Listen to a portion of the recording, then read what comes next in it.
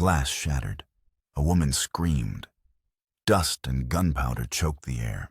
The midday sun over Redemption Gulch, a bleached-out smear in a mercilessly blue sky, offered no warmth, only a baking, oppressive heat.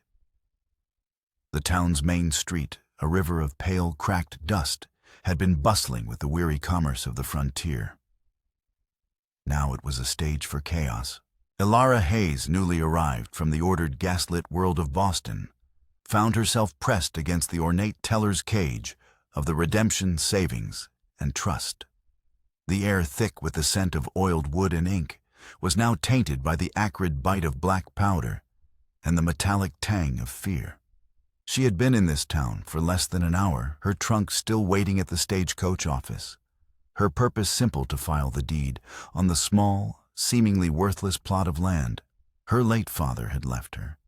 It was a final dusty errand to close the last chapter of a life that had ended 1,000 miles away. The bank robbers moved with brutal efficiency.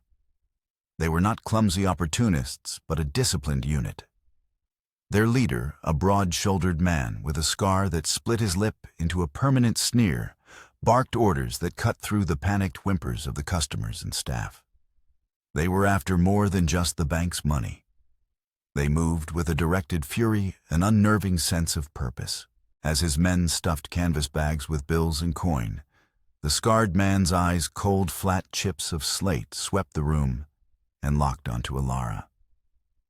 He ignored the trembling rancher beside her, the sobbing teller behind the bars.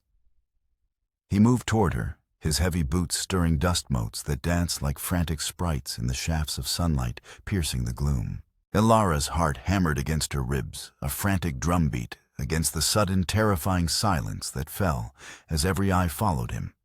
She was a stranger here, an anomaly in her dark, practical traveling dress, a stark contrast to the calico and denim of the frontier. She had nothing of value, nothing worth his predatory attention. He stopped directly in front of her, so close she could smell the sour whiskey on his breath and the sweat staining his duster. He didn't speak. He simply raised a gloved hand and with a brutal tug ripped the silver locket from her neck. Pain flared across her skin, sharp and hot. But it was nothing compared to the hollow, soul-deep agony that followed. The locket's delicate chain snapped. The small oval piece of silver, warm from her skin, lay for a moment in his grimy palm. It was her last tangible link to her family, a final birthday gift from her father before his long illness claimed him. Inside, behind a tiny hinged clasp, was a miniature portrait of her mother, a woman she'd never known her image, a sacred, faded icon. The man's sneer deepened. He held it up, letting it twist in the light. "Message from Mr. Thorne." He grunted, his voice a low, gravelly rasp. He pocketed the locket, turned his back on her, and motioned to his men. "We're done here." The name Thorne was a foreign sound, meaningless. But the act was a violation so profound, so deeply personal, that it eclipsed the violence of the robbery itself. They had not just stolen from a bank. They had stolen her past, her grief, her only connection to the parents she had lost. As the robbers backed out of the bank, firing a final punctuating shot into the ceiling that sent a shower of plaster raining down, Elara remained frozen, her hand pressed to her throat where the locket had been. The world seemed to tilt and fade, the sounds of the town re-emerging, shouts, the thunder of departing hooves distant and distorted. A hand firm and calloused took her elbow. She flinched, her mind still trapped in the moment of violation. "Come on, ma'am. Best not to be in here." The voice was low and steady, a rough-hewn anchor in the swirling chaos. She looked up into a face weathered like old leather, framed by grizzled gray hair. His eyes were a pale, washed-out blue, and they held a weariness that seemed as old as the mountains rimming the valley. He wasn't a lawman, not with the faded denim and scuffed boots, but he moved with a quiet authority that commanded space around him. He guided her out of the bank and into the blinding glare of the street, away from the gathering crowd, and the impotent figure of the town sheriff, a man named Brody, who seemed more interested in adjusting his hat than pursuing the robbers. He led her across the dusty street, away from the saloon and the general store, toward the cool, cavernous quiet of the livery stable. The scent of hay, leather, and horse was a grounding, earthy contrast to the sharp smell of gunpowder and fear. Light filtered in dusty shafts from the high windows, illuminating the vast, quiet space. "You all right, miss?" he asked, releasing her arm. Elara couldn't find her voice. She simply shook her head, a single hot tear tracing a clean path through the grime on her cheek. The shock was beginning to recede, replaced by a cold, rising tide of fury. "They took—" She began, her voice cracking. "My locket. It was my mother's." The man's weary eyes sharpened with a flicker of understanding. "The one with the scar. That'd be Cale. He's Thorne's top man." Thorne. Elara repeated the name, tasting it like poison. "He said it was a message from him." "Who is Silas Thorne?" The man leaned against a stall, crossing his arms over his chest. His posture was deceptively relaxed, but his eyes never stopped scanning the street outside. "Silas Thorne is the man who owns this town. He owns the saloon, the general store, the land office, and a ranch that's bigger than some eastern states. Most importantly, he owns Sheriff Brody." He gestured with his chin toward the street, where the sheriff was now taking statements with a distinct lack of urgency. "Nothing happens in Redemption Gulch without Thorne's permission, and nobody crosses him." But why? Elara's mind raced, grasping for logic in the brutal calculus of this place. "I've just arrived. I don't know him. All I have is a small piece of land my father left me." The man pushed himself off the stall and walked over to a workbench, picking up a piece of leather and a tool, his hands needing something to do. "I'm Jack Callahan," he said by way of a belated introduction. "Folks used to call me Ghost back when I wore a badge. Now I just run this livery." He looked at her, his gaze direct and unflinching. "Your father. What was his name?" "Daniel Hayes," she said. "He was a geologist." Jack stopped his work, his hands stilling on the leather. A shadow of recognition passed over his features. "Daniel Hayes," he said slowly. "The idealist. Heard stories about him years ago. A man with grand theories about this valley." He let out a short, humorless laugh. "Some theories are best left buried, Miss Hayes. Thorne doesn't like old stories being dug up." He put the tool down, his expression hardening with a grim certainty. "That locket wasn't a random theft. It was a warning. Thorne wants your father's land, and he's telling you that he's willing to take everything you hold dear to get it." He started with the one thing that meant the most. A cold dread more profound than the fear she'd felt in the bank settled over Elara. This wasn't a simple land dispute. This was a vendetta, one that had been waiting for her, dormant and venomous, in the dust of this forgotten town. "What should I do?" she asked the question, sounding naive, even to her own ears. Jack Callahan looked her over, taking in the fine but worn traveling dress, the soft hands and the intelligent, frightened eyes. He saw a woman of books and lecture halls, a creature utterly out of her element. "Best thing you can do," he said, his voice devoid of comfort. "Get on the next stagecoach heading east and don't look back. Forget the land. Forget the locket. Some things aren't worth dying for." He turned back to his workbench, his message clear. He was a man who knew the score, who had seen this game play out before. He was offering her the only sane advice he had. But as Elara stood there, the ghost of the lockets weighed against her skin, the image of her mother's face stolen by a sneering brute. She felt something harden inside her. It was not courage, not yet. It was rage, pure, unyielding, and righteous. They had mistaken her grief for weakness. They had mistaken her civility for fragility. Silas Thorne had wanted to send a message to scare her away from her father's legacy. He had succeeded only in giving her a new mission. This was no longer about a dusty plot of land. It was about recovering the last piece of her family, and in doing so, reclaiming herself. "I'm not leaving," she said, her voice quiet but ringing with a newfound unbreakable resolve. In the silence of the livery, Jack Callahan stopped his work and slowly turned to look at her. He saw the shift in her eyes, the steel that had replaced the fear. He let out a long, weary sigh, the sound of a man who knew he was about to get drawn into a fight he had long ago sworn to avoid. No, he said more to himself than to her. I didn't figure you would. The sun beat down on Redemption Gulch, bleaching the very color from the sky and baking the main street into a river of cracked pale dust. The air tasted of grit and smelled of sweat, cheap whiskey, and the ever-present irony of the town's name. Alara's first official act in this forsaken place was to report a crime to a man who had no intention of solving it. Sheriff Brody's office was a small, stifling box that smelled of stale cigar smoke and neglect. Brody himself sat behind a large desk, a monument of weary flesh, his gut straining the buttons of his vest where a tin star was pinned like an afterthought. He listened to Alara's account of the robbery with a practiced patience that bordered on indifference, his eyes constantly drifting toward the window as if hoping for a distraction.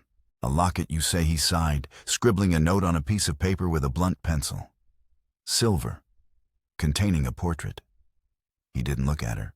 The man who took it, Alara pressed, keeping her voice steady. He had a scar on his lip. Jack Callahan said his name is Cale and that he works for Silas Thorne. At the mention of Thorne's name, Sheriff Brody finally met her gaze. His eyes, small and porcine, held a flicker of something that looked like fear. Jack says a lot of things. He's a liveryman, Miss Hayes, not a deputy. We have no proof this Cale fellow was involved, or that Mr. Thorne had anything to do with it. He said it was a message from Mr. Thorne. Alara's voice rose, frustration sharpening its edges.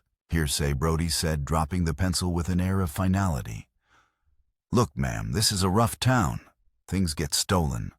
I'll ask around, keep an eye out for your locket. But I wouldn't get my hopes up. He stood a clear dismissal. My advice? Be grateful you weren't hurt and move on. The stone wall of corruption was more impenetrable than she could have imagined. Brody wasn't just incompetent. He was a gatekeeper paid to ensure the law never troubled his master. Leaving the sheriff's office, Alara felt a profound sense of isolation. Jack's livery was a sanctuary, but he had made his reluctance clear. She was alone. Determined, she walked to the land office to file her father's deed, a small act of defiance. The clerk, a thin, nervous man, with ink-stained fingers, paled when he saw the name on the papers. The Hayes plot, up by Whisper Creek. He stammered, refusing to meet her eyes. There might be complications with that title, miss. Mr. Thorne has expressed an interest in acquiring the surrounding parcels for his ranch. It was everywhere. Thorne's influence was a suffocating web woven through every facet of the town. Defeated for the moment, Alara secured a room at the town's only boarding house, a grim two-story building run by a stern widow who seemed to disapprove of everything, especially a single woman traveling alone. That evening, as Alara sat in her small Spartan room, a knock came at the door. It wasn't the widow. A man stood in the hall dressed in a finely tailored suit of black wool that seemed to absorb the dim light. He held a black felt hat in his hands. He was handsome, with silvered temples and a neatly trimmed mustache, but it was his eyes that arrested her. They were a pale, piercing blue, intelligent and utterly devoid of warmth. Miss Hayes. He said, his voice a smooth, cultured baritone that was jarringly out of place in the rustic boarding house. Forgive the intrusion. I am Silas Thorne. I was so distressed to hear of the unfortunate incident at the bank today. I felt compelled to offer my condolences and my assistance. He smiled, but the expression was a precise, mechanical arrangement of his features. It did not reach his cold eyes. Alara's hand instinctively went to her throat. She stood her ground in the doorway, not inviting him in. Your man Cale has something of mine, Mr. Thorne. Thorne's smile didn't falter. He feigned a look of mild confusion. Cale, I employ dozens of men, Miss Hayes. Ranch hands wranglers. The name is vaguely familiar. If one of my employees has wronged you, I assure you he will be dealt with severely. I do not tolerate lawlessness. The lie was so bald, so effortlessly delivered, it was breathtaking. He said the message was from you. Alara said, her voice low and tight. Thorne tilted his head, a gesture of thoughtful consideration. Ah, a misunderstanding, I'm sure. Perhaps he meant that I send a message of welcome to all new arrivals in my valley. I am a great believer in progress, Miss Hayes. A steward, you might say, ensuring this valley reaches its full potential. Your father, as I understand it, was a man of ambitious theories. It would be a tragedy if sentimental attachments to a barren plot of land were to impede that progress. The veiled threat was unmistakable. He stepped closer, his voice dropping to a confidential, almost intimate tone. I understand you wish to file a claim on his old parcel. I would be willing to purchase it from you, of course. For a generous sum. Enough to see you comfortably back to Boston, away from all this unpleasantness. It's not for sale, she said. Thorne's eyes hardened for a fraction of a second, the mask of civility slipping to reveal the predator beneath. Then the smile was back wider this time. Stubborn, like your father, I hear. A commendable trait, but often a costly one. Some debts, Miss Hayes, are passed from father to child. It is a sad truth of this world. He placed his hat back on his head. Think on my offer. Redemption Gulch can be a harsh place for those without friends. He turned and walked away, his footsteps echoing down the hall, leaving Alara with a chilling certainty. This was a game to him, a cruel exercise of power, and he was enjoying it. The next few days were a quiet siege. No one in town would speak to her beyond clipped, nervous pleasantries. The hotelier served her meals in stony silence. The clerk at the general store overcharged her for supplies. She was a pariah marked by Thorne's displeasure. She spent her time walking the perimeter of the town, studying the unforgiving landscape. She needed to understand what her father had seen in this place, what secret Thorne was so desperate to protect. She found a copy of the county survey map and located her father's plot, a small, unremarkable square of scrubland and rock at the mouth of a narrow canyon. According to the map, it was worthless. Her only refuge was the livery. She would find excuses to visit to check on the horse she'd ridden in on. Jack Callahan never initiated conversation, but he would answer her questions in his clipped, gruff way. He was a closed book, but she sensed a deep well of history behind his cynical facade. One afternoon, seeking refuge from the oppressive heat, she sat on a hay bale in the cool shadows of the stable, watching him expertly reshoe a horse. "Why do they call you Ghost?"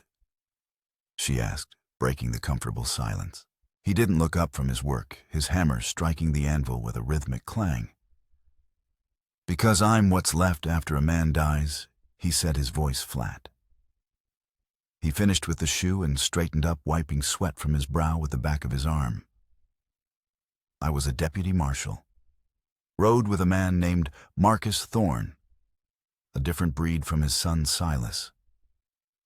Marcus was a builder, a dreamer, but he had a blind spot for the man he partnered with on a new mining venture." Alara sat upright. "A mining venture?" Jack nodded, his eyes distant. "Marcus and his partner poured everything they had into the North Star mine. They hit a vein that was supposed to make them richer than kings. But the partner, some Eastern idealist, had funny ideas. Wanted to build a model town, pay the miners fair wages, share the profits. Marcus just wanted to pull the silver out of the ground. They argued. The partnership dissolved in a cloud of lawsuits and accusations. The financing dried up. Marcus Thorne lost everything. Put a pistol in his mouth a month later, and the partner Alara asked, her breath catching in her throat, vanished. Went back east with his tail between his legs, folks said. Left a trail of ruin behind him." Jack looked at her, a sad, dawning comprehension in his eyes. Heard his name was Daniel Hayes. The pieces crashed into place with sickening force. The vendetta wasn't about land, and it was about revenge. Silas Thorne didn't want to buy her father's legacy. He wanted to annihilate it. He blamed her father for his family's destruction, for his father's suicide. The barren plot of land was a symbol of that failure, and she was the last living reminder. "Why didn't you tell me?" she whispered. "Wasn't my story to tell," Jack said gruffly. "And I hoped you'd have the good sense to leave before it mattered." He sighed, a sound of deep resignation. The law failed Marcus Thorne. It was a legal battle, not a gunfight. Nothing for a deputy to do but watch a good man get destroyed by paper and ink. After he died, the corruption that his son brought in, it festered. I turned in my badge. Couldn't be a part of it anymore. Better to be a ghost in a livery than a pawn in Thorne's town. That night, Ilara couldn't sleep. The knowledge of the feud sat like a stone in her stomach. She thought of her father, the gentle, brilliant man who had filled her childhood with books and theories. Had he been ruthless? Had he destroyed a man and left his family destitute? Or was this Silas Thorne's twisted version of history? She had to know the truth. And there was only one place to find it, in her father's own words. His trunk was still at the stagecoach office. It contained his clothes, his tools, and more importantly, his journals. Getting them would be a risk. Thorne watched her every move. She needed help. The next morning, she went to the livery. Jack was mending a harness, his hands moving with practiced ease. "I need my father's trunk," she said without preamble. "It's at the stagecoach office. They won't release it to me. The agent is one of Thorne's men." Jack kept his eyes on his work. "Stealing your own property. Bold. I need to know what really happened between him and Marcus Thorne," she said. "The truth is in his journals." He stopped his work and looked at her. The reluctance was still there, a heavy cloak around his shoulders, but it was warring with something else, a flicker of the lawman he used to be, a spark of indignation against the tyranny that had driven him into hiding. He thought of Marcus Thorne, a friend he couldn't save. He looked at Ilara, the daughter of the man who had intentionally or not started it all. Perhaps here finally was a wrong he could help right. "The office closes at sundown," he said, his voice a low grumble. "The night agent is a drunk named Skinny Pete. He passes out by 10. The back window latch is busted. It wasn't a promise of help, but it was a plan. It was enough." That night, under the thin light of a crescent moon, a partnership was forged in the shadows of Redemption Gulch. Ilara, the scholar, and Jack the ghost moved through the alley behind the stagecoach office. He boosted her up to the broken window, and she slipped inside a shadow among the parcels and mailbags. She found the trunk a heavy leather-bound chest and unlocked it with the key from her reticule. Inside, beneath neatly folded clothes, were a half-dozen thick, leather-bound journals. She pulled them out, her heart pounding, and stuffed them into a burlap sack. As she worked, her fingers brushed against something hard and cold. A Colt Peacemaker, her father's, nestled in a worn leather holster. On impulse, she took that too. Back in the livery, by the light of a single hooded lantern, they opened the journals. The pages were filled with her father's elegant, precise script, detailing geological formations, water tables, and mineral seams. But intertwined with the science was a story of hope and betrayal. Daniel Hayes and Marcus Thorne had been friends, partners with a shared dream. They had discovered not just a rich vein of silver, but a vast, deep aquifer, a source of life in the arid valley. Her father's plan was never just a mine. He envisioned a town, a true community built around the water and the wealth, with shared ownership, a school, a church. Progress, he wrote, is not measured in the wealth of one man, but in the prosperity of many. Marcus Thorne, however, had grown impatient. Pressured by investors and his own ambition, he wanted to exploit the silver quickly, using cheap labor, and diverting the water for the mining operation, leaving the rest of the valley as dry as it had always been. The dispute had been bitter. Her father, refusing to compromise his principles, had used his legal rights as a co-discoverer to block Thorne's plans, hoping to force a negotiation. He had not intended to ruin him. He had returned to Boston to raise his own capital to buy Marcus out, to fund the project his way. By the time he secured the funds, he received a letter informing him of Marcus Thorne's suicide. Devastated and guilt-ridden, her father had abandoned the project, leaving his claim the small parcel at the mouth of the canyon that controlled the primary access to the aquifer as a silent monument to his failed dream. He had never spoken of it again. He wasn't a villain, Alara whispered, her hand resting on the open page. He was an idealist. He just misjudged his partner, and the son has been nursing that grudge ever since. Jack finished, his voice grim. That land isn't about the past, Alara. It's about the future. Silas Thorne doesn't care about a little silver. He wants what your father found. The water. With control of that aquifer, he controls the entire valley. Life and death. That's the empire he wants to build. Suddenly, the front doors of the livery creaked open. Both of them froze. Two figures were silhouetted against the moonlight. Cale, the man with the scar, stood beside a beaming Silas Thorne. A scholar indeed, Thorne said, his voice dripping with mock admiration, as he took in the scene, the open journals, the lantern light on their faces. Looking for answers, Miss Hayes. Sometimes it is better not to turn over old stones. You find things you cannot unsee. Jack moved to stand between Alara and Thorne, his body tense. This is private property, Thorne. Get out. Thorne ignored him, his eyes fixed on Alara. I had hoped you would be sensible, that you would take my generous offer and disappear. But you, like your father, insist on interfering with progress. A pity. He gave a slight nod to Cale. The man moved with terrifying speed. He shoved Jack aside, sending him stumbling into a horse stall. Before Alara could react, Cale grabbed the journals from the table. No, she cried, lunging for them. He backhanded her across the face. The blow was stunning, sending her reeling back against the workbench. Her head struck the wood, and the world dissolved into a dizzying smear of light and shadow. A sentimentalist's scribblings. Thorne sneered, taking the journals from Cale. They will make a fine addition to my fireplace. He looked down at Alara, his lip curled in disgust. I am revoking my offer to purchase your land, Miss Hayes. Now you will simply sign it over to me. A gift, in exchange for which I will allow you and your stable-hand friend to continue breathing. Through the ringing in her ears, Alara pushed herself up. Her cheek throbbed, and she could taste blood. The fury she'd felt after the robbery was nothing compared to the cold, clear rage that now filled her. Her hand, resting on the workbench, brushed against the burlap sack.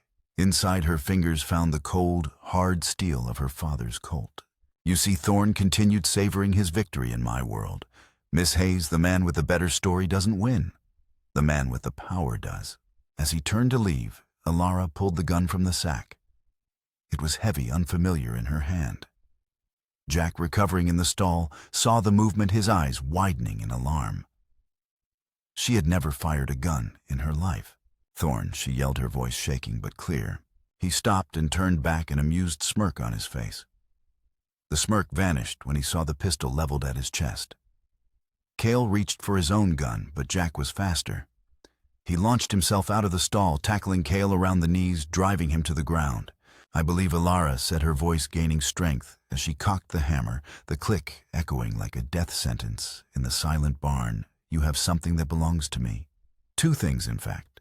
For the first time since she had met him, Silas Thorne looked uncertain. The game had changed. The power had just shifted. Thorne's composure fractured, replaced by a flash of pure, venomous rage.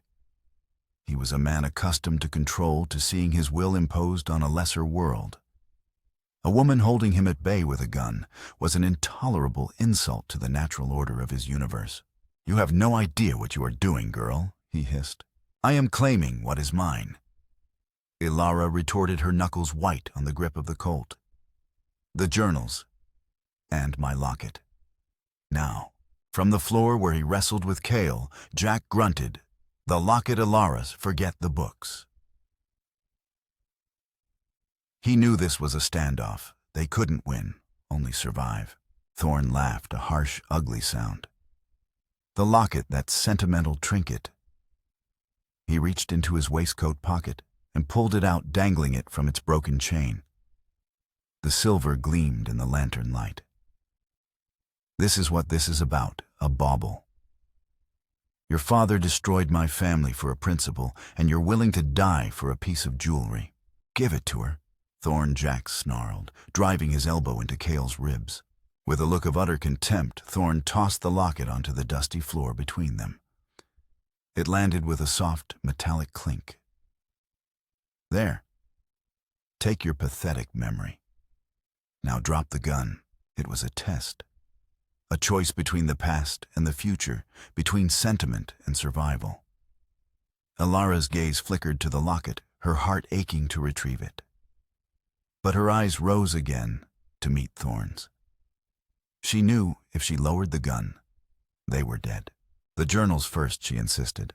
Before Thorn could respond, Kale, with a surge of strength, threw Jack off and scrambled for his own pistol. The world exploded. Jack, rolling on the ground, drew a hidden derringer from his boot and fired. The shot was deafening in the enclosed space.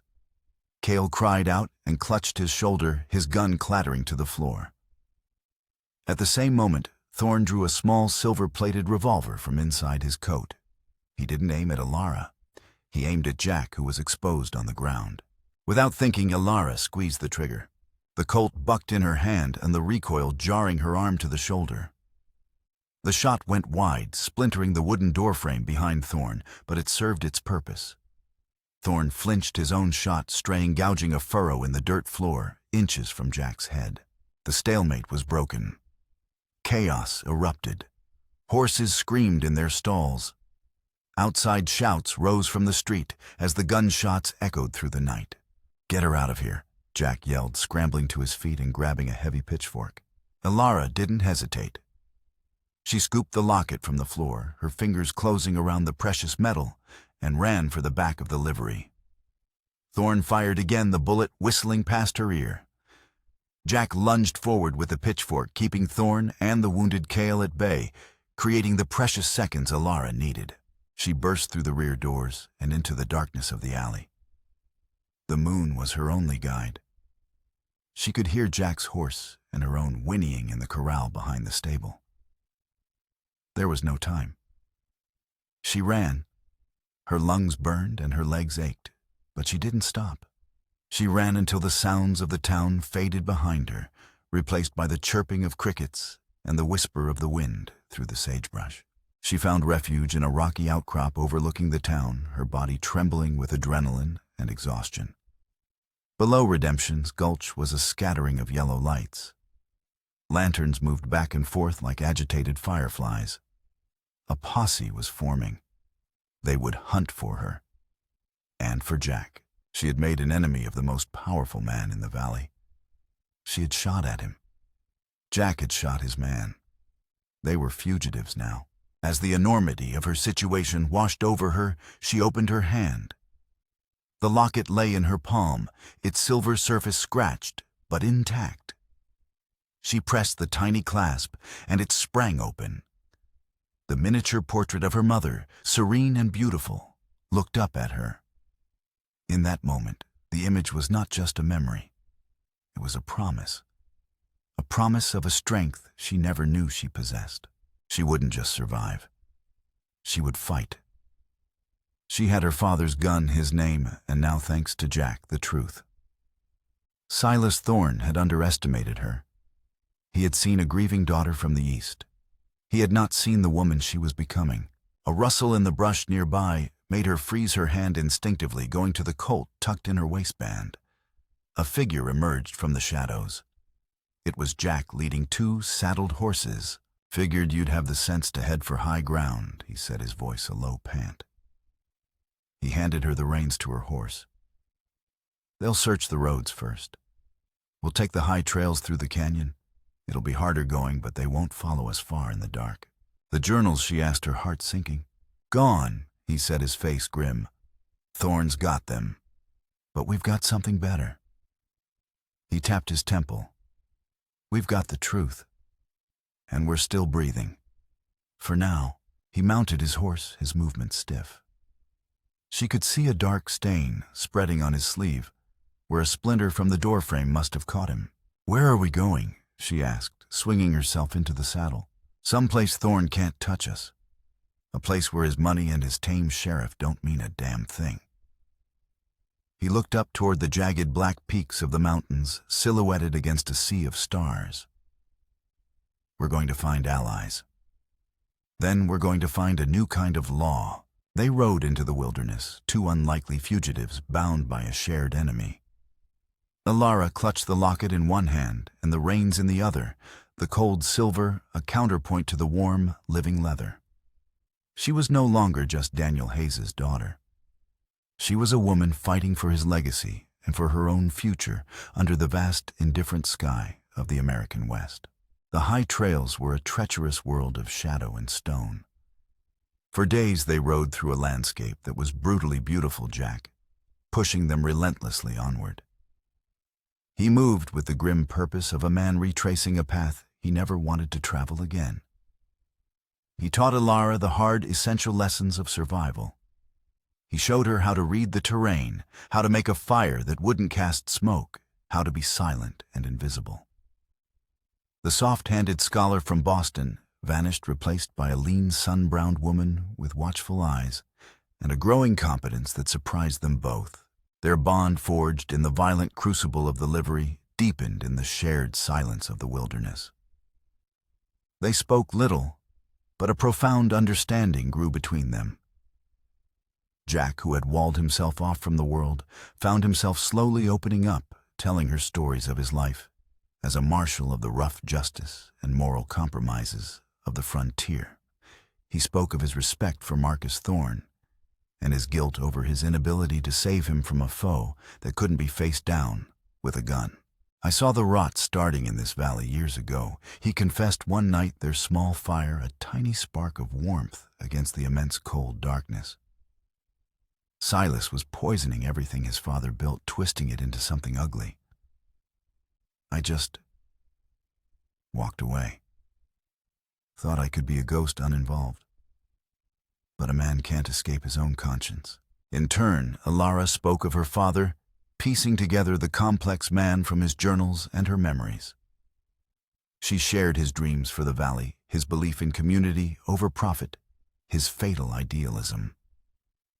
In Jack she found a surrogate father, a protector, but also a partner. She was not a damsel to be rescued. She was a combatant in this war, and he treated her as such. He began teaching her to shoot her father's Colt, not just to brandish it. Her hands grew steady, her aim true. The recoil no longer surprised her. It was a familiar, violent kick that she learned to control.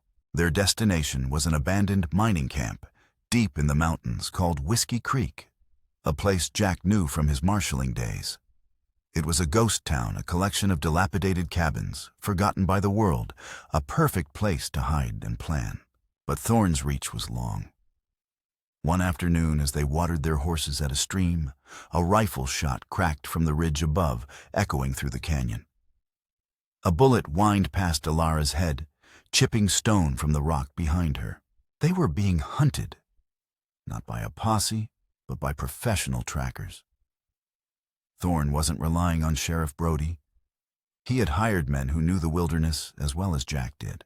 For 2 days, a deadly game of cat and mouse unfolded through the treacherous high country.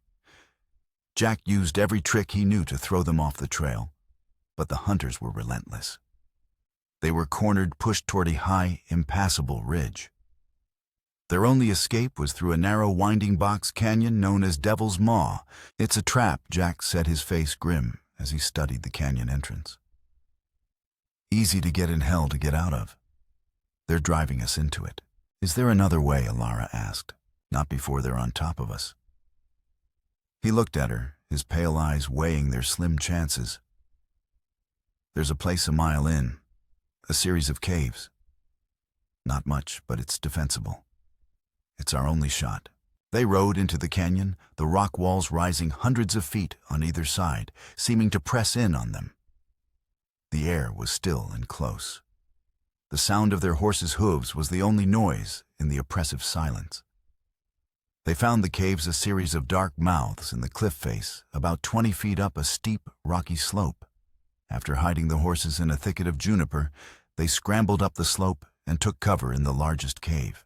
From their vantage point, they could see the entrance to the canyon. They didn't have to wait long. 3 riders appeared, moving slowly, their rifles ready. It was Cale, his arm in a sling, and 2 other hard-faced men Alara didn't recognize. "They know we're in here," Jack whispered, checking the loads in his Winchester. "They'll try to wait us out." He handed Alara her father's Colt. "You've got 6 shots.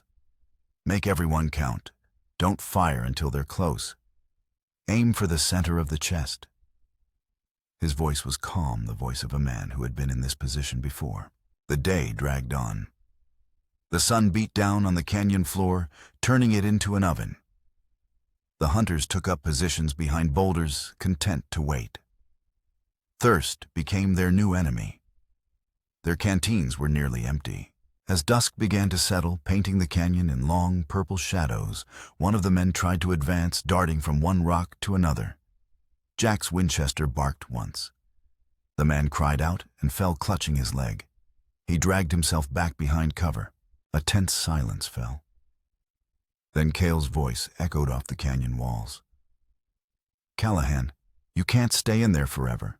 Thorne wants the woman alive. You he don't care about. Throw her out and we'll let you ride away." "Go to hell," Cale, Jack yelled back.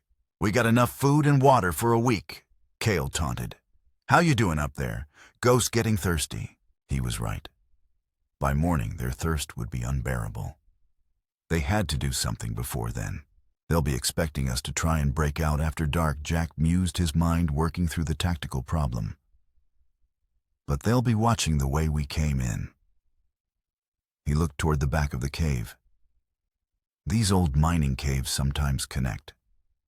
It's a long shot, but it's the only one we have. Leaving Alara to watch the canyon, Jack took their only lantern and explored the dark, twisting tunnels at the back of the cave system. An hour later, he returned, his face covered in dust and cobwebs, but with a glimmer of hope in his eyes. "There's a ventilation shaft. Leads up to the rim. It's a tight squeeze and a hard climb, but it'll get us out of this box." Their plan was desperate. Under the cover of complete darkness, Jack would climb the shaft and encircle around behind the hunters. Alara's job was to create a diversion, drawing their attention to the front of the cave. "When you hear my signal and owls hoot 3 times, you start making noise," he instructed her. "Fire a few shots. Yell. Make them think I'm still with you and we're getting desperate. It should give me the time I need to get into position." He looked at her, his hand resting on her shoulder for a moment. "Stay low. Don't expose yourself. You remember what I taught you?" She nodded, her throat too dry to speak. Fear was a cold knot in her stomach, but his steady confidence gave her strength. He disappeared into the blackness of the tunnels. Alara was alone, the weight of their survival resting on her. She crawled to the mouth of the cave, the Colt feeling both heavy and insubstantial in her hand. The night was utterly black, the stars obscured by the high canyon walls. The silence was absolute. She waited, every nerve screaming, straining to hear a signal that might never come. An eternity later it came. Asterisk, who. The sound was so perfect, so natural, that she almost missed it. Then again. Asterisk, who. And a third time. Taking a deep, shuddering breath, Alara raised the Colt and fired a shot toward the rocks where the hunters were hiding. The bullet ricocheted with a high-pitched scream. "We're not giving up, you hear me?" she yelled, her voice sounding thin and strange in the vast emptiness. She fired again. A shot answered her from the darkness below, splintering the rock near her head. She ducked back, her heart hammering. She yelled again, a wordless cry of defiance, and pushed a loose pile of rocks over the edge of the ledge, sending them clattering down the slope. The ruse worked. The men below returned fire, their attention completely focused on the cave mouth. They were convinced their prey was still trapped. Then, from behind them, the night exploded. Jack's Winchester cracked, its report magnified by the canyon walls. A man screamed. Another shot. A second cry. Cale yelled a curse, firing blindly into the darkness behind him. Ilara seized the moment. She scrambled out of the cave and slid down the rocky slope, ignoring the cuts and scrapes. She ran toward the juniper thicket where they'd hidden the horses. Gunshots echoed behind her, a chaotic, deadly symphony in the dark. She reached the horses, her hands fumbling with the reins. A moment later, Jack burst from the shadows, his face a grim mask in the moonlight. "Go," he yelled, shoving her toward her horse. They galloped out of Devil's Maw, leaving the sounds of the gunfight behind them. They didn't know if the hunters were dead or alive. And they didn't care. They had survived. They rode through the night, not stopping until the first pale light of dawn touched the eastern sky. They were bruised, exhausted, and running on sheer will. But they were free. As they paused on a high ridge, watching the sun rise over the valley, Ilara knew that something irreversible had happened in that canyon. She had faced death and had not broken. She had held her own, played her part. She looked at Jack, whose weary face broke into a rare, faint smile of approval. The ghost and the scholar had become a team, and they were going back to Redemption Gulch. Not as fugitives, but as dispensers of a justice the town had long forgotten. The final confrontation could not be a simple gunfight in the street. Thorn was too well protected, his power too entrenched. They needed a plan that would turn his own strengths against him, one that would expose his corruption to the very people he terrorized. The key, they realized, lay not in the land itself, but in the North Star mine, the source of the original feud, the tomb of Marcus Thorn's dreams. Jack knew the mine was abandoned, but not forgotten. Silas Thorn used it as a storehouse and a secret meeting place, a symbol of his dominion over his father's failure. He also knew that Thorn had an old friend of his, a stable hand from the livery named Jed, under lock and key on some trumped-up charge, a hostage to ensure Jack's good behavior. Their plan was audacious: lure Thorn to the mine on their terms, rescue Jed, and find the proof they needed to destroy Thorn for good. The bait was Ilara. She sent a message to Sheriff Brody via a traveling prospector, a carefully worded letter stating that she was willing to negotiate. She would sign over her father's land in exchange for a full pardon for herself and Jack Callahan, and the safe release of Jed. She insisted the meeting take place at the North Star Mine at midnight during the next full moon. A place of history, she wrote, for a historic agreement. It was a gamble that played directly to Thorn's arrogance. The idea of Ilara Hayes, broken and defeated, surrendering to him at the very site of his father's ruin would be an irresistible irony. He would see it as his ultimate triumph. He agreed. The night of the meeting, the sky was unnaturally clear, the moon a harsh silver disk. But on the horizon, a dark, bruised line of clouds was gathering. A dust storm was coming. "That'll work in our favor," Jack noted grimly as they took their positions on the ridge overlooking the mine entrance. Confusion is our friend tonight. The North Star was a gaping wound in the side of the mountain, its main entrance shored up by decaying timbers. Inside, a labyrinth of tunnels twisted into the darkness. Jack and Ilara slipped in through a side ventilation shaft an hour before the appointed time. The air inside was cold and stale, smelling of damp earth and forgotten industry. They found Jed locked in a small tool storage room off the main tunnel, guarded by 2 of Thorn's men. The rescue was swift and silent. Jack, moving like the ghost of his reputation, disabled the guards from the shadows before they could even raise an alarm. They gagged them and left them tied up in the darkness. Jed, a wiry old man with fear in his eyes, was overwhelmed with relief. "He was gonna hang me, Jack," he whispered. "Said I was an accessory to you." "Not tonight," old friend Jack said, handing him a pistol. "You get back to the ventilation shaft. If we're not out by sunrise, you ride like hell and don't look back." As Jed scurried away, the wind began to howl outside. The dust storm had arrived.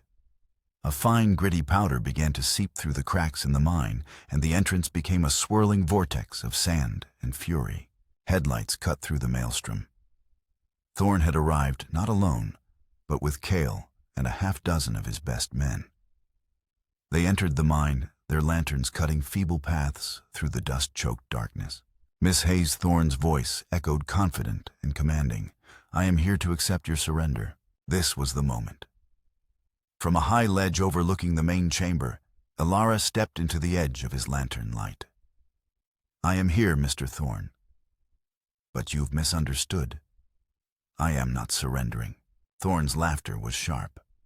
"Bravado, Miss Hayes. A bit late for that." He gestured and his men fanned out, their guns raised. "Where is Callahan?" "Right here," Silas Jack's voice boomed from the opposite side of the chamber. A gunshot exploded, and one of Thorne's men crumpled to the ground. The battle had begun. The mine became a hellscape of echoes and shadows. Lanterns flickered and died in the wind. Gunshots caromed off rock walls, making it impossible to tell where they came from. The howling wind was a constant, disorienting scream. It was a cat-and-mouse game in a crumbling tomb. Elara and Jack, who had studied the mine's layout for days, had the advantage. They separated, leading Thorne's men on a chase through the twisting tunnels, picking them off one by one. Elara, her fear burned away. By purpose was a cool and effective partner, using her knowledge of the tunnels to create diversions and draw fire, allowing Jack to get into position. Finally, only Thorne and Cale were left. They had cornered Elara in a large cavernous chamber dominated by a deep black chasm where an old elevator shaft had collapsed. A series of rickety wooden bridges spanned the abyss. "It ends here, girl." Thorne snarled, his fine suit covered in dust, his face a mask of fury.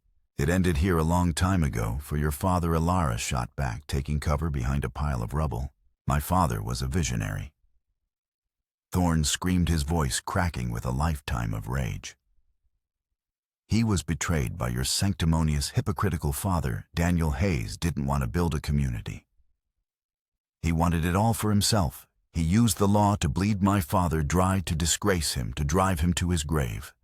This land, this water, this valley, it is my birthright, stolen from me." As he raved, Jack appeared on the far side of the chasm, taking aim. But Cale saw him and opened fire, forcing Jack back behind cover. Thorne advanced onto the nearest bridge, his eyes blazing with a mad light. "Your father's journals made for fascinating reading, Miss Hayes. All his pathetic dreams. I burned them. I will burn his memory from this valley. And I will start with you." "It wasn't just your father," he fought. Thorne, Jack's voice called out from the darkness. "He fought the corruption that was already here. The kind of corruption that put Sheriff Miller on your father's payroll." The name hit Jack like a physical blow. Miller was his predecessor, his mentor, a man he had revered as the last honest lawman in the territory. Thorne laughed, a wild, unhinged sound. Miller. Of course, he knew where the real power lay. "You see, Callahan, you've been a ghost for so long you don't even recognize the world you live in. There is no law. There is only power. A lesson your precious mentor understood perfectly." The revelation shattered the last of Jack's illusions. The rot went deeper than he had ever imagined. It was a legacy of lies. While Thorne was distracted by his monologue, Elara saw her chance. Above him, a heavy ore cart sat precariously on a rusted track, held in place by a rotting wooden chock. She aimed her father's Colt, not at Thorne, but at the chock. She fired. The wood splintered. With a groan of tortured metal, the ore cart tipped and plunged downward, not onto the bridge, but onto the support beams anchored in the rock face beside it. The bridge didn't collapse, but the impact sent a tremor through the entire structure. Thorn stumbled, losing his footing. He dropped his lantern, which shattered in the chasm below, plunging the chamber into near-total darkness. Cale, rushing to his aid, was caught off balance. He shrieked as he tumbled over the edge, his cry swallowed by the immense blackness. Thorn clung desperately to the splintered railing of the bridge, his legs dangling over the abyss. In the sudden, deafening silence, all that could be heard was the howling of the wind and Thorn's ragged, panicked breaths. Jack and Alara slowly approached the edge of the chasm, and their guns trained on the helpless figure. "It's over," Thorn Jack said, his voice flat and empty. "Kill me, then." Thorn spat, his face a pale smear in the gloom. "Do it. Be the animal you all think I am." Alara looked at the man, a figure of pathetic, defeated evil. Killing him would be easy. It would be an ending. But it wouldn't be justice. Her father hadn't believed in brute force, but in the power of truth and law, however flawed. "No," she said, her voice clear and strong, echoing in the vast chamber. "You're going to face the people you terrorized. You're going to answer for what you've done. That's a fate far worse for you than a quick death in the dark." They emerged from the North Star mine as the dust storm broke the first light of dawn, washing the grit from the air. The world was scoured, clean new. Silas Thorn, his expensive suit in tatters and his spirit broken, stumbled between them, his hands bound. Waiting at the bottom of the trail was Sheriff Brody and a small posse of townsfolk. Jed had ridden for help as soon as the storm cleared his story of Thorn's cruelty and the fight at the mine spreading like wildfire. Seeing Thorn captured his power, shattered was like a spell being broken. The fear that had held Redemption Gulch in its grip for years finally dissipated. Sheriff Brody, his face a mixture of shame and a flicker of long-lost resolve, looked from Thorn to Jack. He unpinned the tin star from his own vest and held it out. "This was never rightly mine, Jack. The town needs a lawman, not a coward." Jack looked at the star in Brody's hand, then at Alara. He saw the townspeople, their faces hopeful for the first time. He had run from this responsibility once. He would not run again. He took the star, its familiar weight settling in his palm. In the days that followed, the truth came out. Thorn's crimes, laid bare for all to see, were far-reaching. The town council, emboldened, invalidated his fraudulent claim on the Hayes land. Justice, slow and imperfect, began to grind its wheels. Jack Callahan, with the sheriff's star polished and pinned firmly to his vest, started the long, hard work of rebuilding the town's integrity. He was no longer a ghost, but a presence firm, fair, and unyielding. A week later, Jack approached Alara as she stood on a small hill overlooking her father's plot of land. The valley spread out before them, green and full of promise, in the morning light. In his hand, he held the silver locket recovered from Thorn's possessions. "This belongs to you," he said, placing it gently in her palm. Alara looked at the locket, its surface now bearing the scars of their fight. She thought of her quest to retrieve it, the violent journey it had launched. It had been the catalyst, the symbol of a past she was desperate to hold on to. But she wasn't that person anymore. She walked to the simple unmarked stone that served as a grave marker for her father, placed there by Jack. She knelt in the soft earth. "I finally understand," she whispered to the silent stone. "You weren't perfect. You were a dreamer, and your dream cost another man his life. But it was a good dream." She spoke with a quiet forgiveness, not just for him, but for herself. "It's time to let you go now. To let you both rest." With a final gentle touch, she did not put the locket back on. Instead, she used a rock to dig a small hole at the base of the marker and buried the locket in the earth. It was an act of letting go, of severing the final tie to a past defined by grief and embracing a future she would build for herself. She stood and turned to Jack. They stood together side by side, looking out at the valley. The land was no longer a place of conflict or revenge. It was a canvas. Her father had dreamed of building a community here, a place of shared prosperity. Perhaps she thought it was time for his daughter to finish what he had started. Her future was not in the East, in a world of books and ordered certainty. It was here in the dust and sunlight of Redemption Gulch, a place that had tested her, broken her, and ultimately remade her. Beside her stood a man who had done the same. They were not two worlds colliding, but two survivors building a new one together on a foundation of promise.